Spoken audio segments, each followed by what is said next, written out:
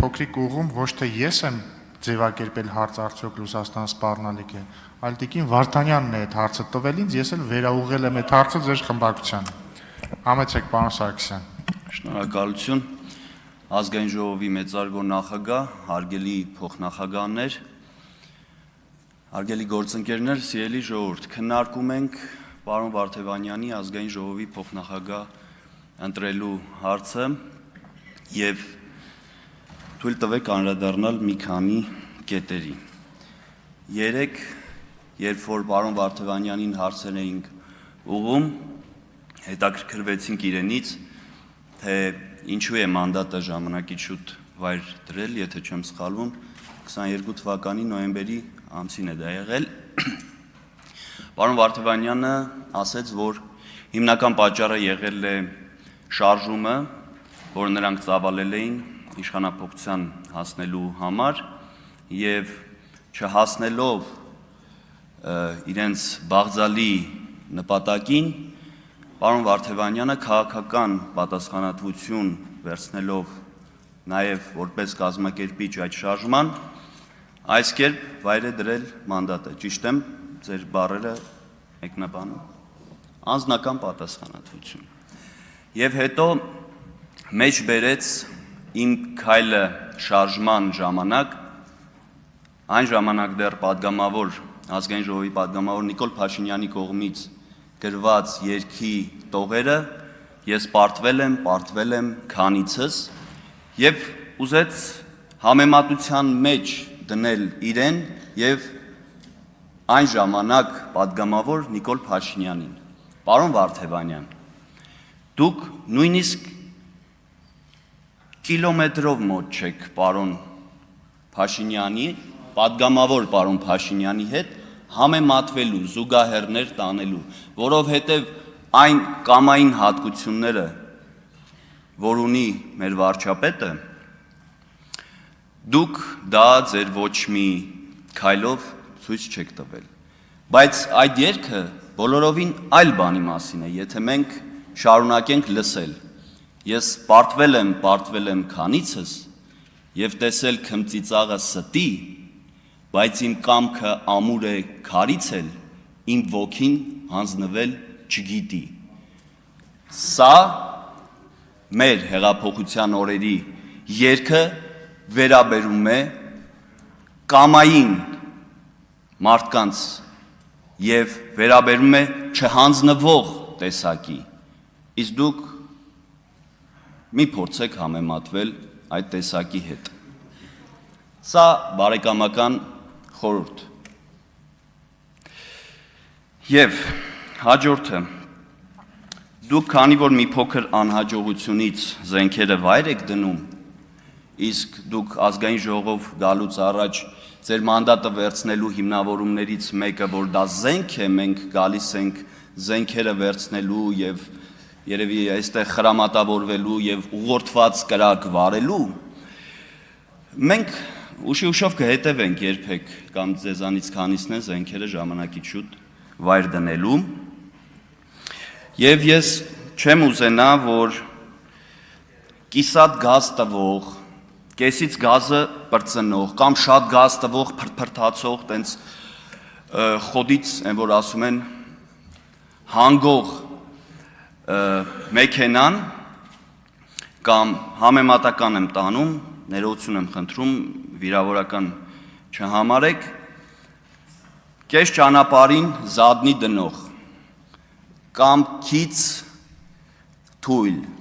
եւ ոչ բավարար սկզբունքայնություն ունեցող մարդը ընտրվի ազգային ժողովի փոխնախագահի պաշտոնում։ Վերևից որ նայում ենք, նախագահությունը այնքան սիրուն է այս պահին։ Ես չեմ ուզի, որ այդ նախագահությունը մի չափազանցրեք, պարոն Սարգսյան։ Պարոն Ռուբինյան, երեք ամբողջ օր գովում էին պարոն Վարդանյանին, մի քիչ էլ մենք մեր ունեցած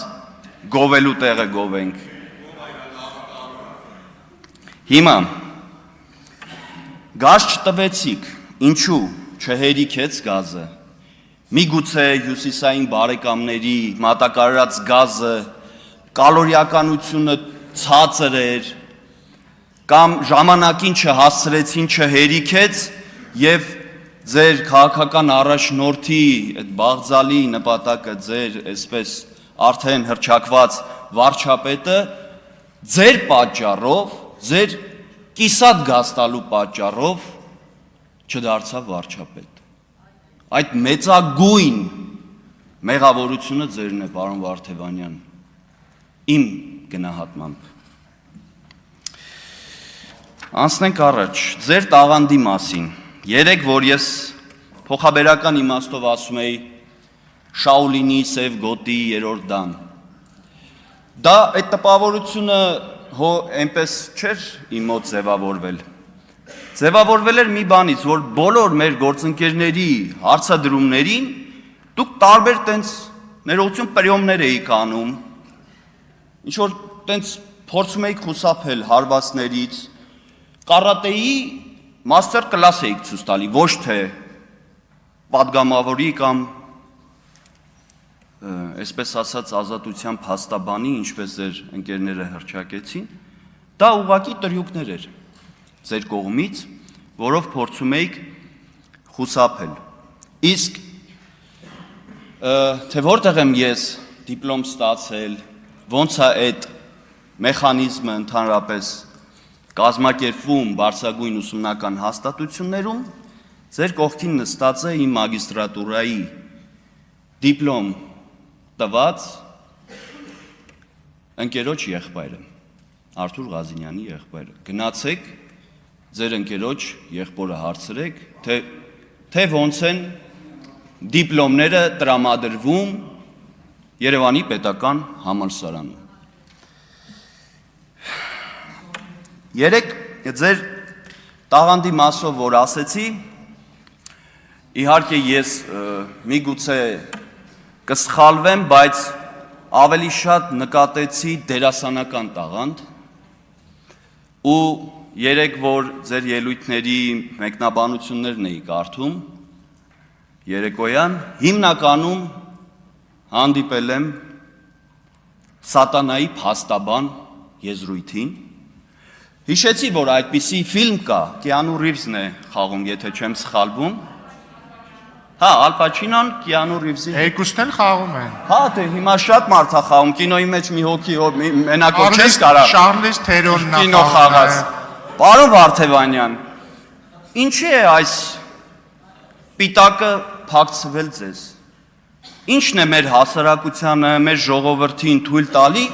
նման որակումներ տալ կամ փորձել ֆիլմի հերոսի հետ զուգահեռներ անցկացնել։ Միգուցե, չէ, ես չեմ ուզի, որ տենց համոզմունք չեմ ուզի, որ իմ մոտ ձևավորվի, որ դուք հենց սատանայի փաստաբան եք, ոչ, դուք ինչքան որ փաստաբանություն եք արել եք մեր Հայաստանի Հանրապետության քաղաքացիների համար եւ երկու դեպքում արել եք կիսաքաղաքացիություն ունեցող անձի համար, ով չգիտես ոնց եկավ դարձավ վերջի 10 տարում Հայաստանի Հանրապետության քաղաքացի եւ ընտրվեց նախագահ, մյուս դեպքում մի քանի անձնագիր ունեցող մարդու համար եք այս պահին փաստաբանություն անում, բայց ամեն դեպքում Քավլիցի ես չեմ ուզի, որ որևէ մեկը Հայաստանի Հանրապետությունում նույնիսկ այդ մեկնաբանություն գրող մեր քաղաքացիները հանկարծ մտածեն, որ դուք սատանայի համար եք փաստաբանություն անում, պարոն Վարդևանյան, եւ ես ուզում եմ մտածել, որ դուք դերասանական տաղանդով շատ մոտ եք Կիանու Ռիվզին եւ Ալ Պաչինոյին, միայն զուտ այդ պատճառով են ձեզ համեմատում